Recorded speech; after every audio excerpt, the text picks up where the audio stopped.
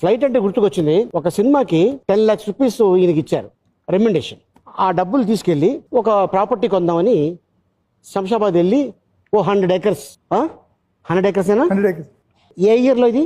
97 I think. 96, 97.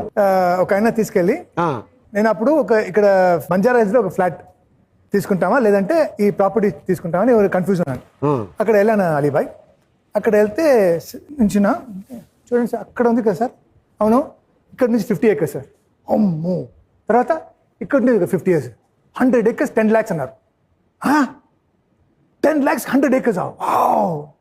అప్పుడు నా driver ఉన్నారు కదా, पृथ्वी भाई क्या है मैं पेशाब करे जगह बताता हूँ. कई को बताता है. చూస్తే देखो ఆ వాటర్ కింద వెళ్ళలేదు, ఫుల్ రాయల్ అంట.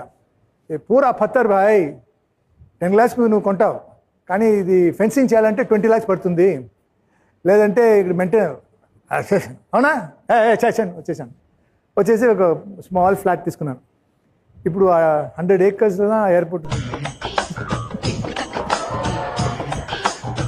ఆ డ్రైవర్ని ఎందుకు తీసుకెళ్ళావు? వాడెందుకు పోసుకున్నాడు? వాడి వల్ల 100 ఎకరాలు పోయింది.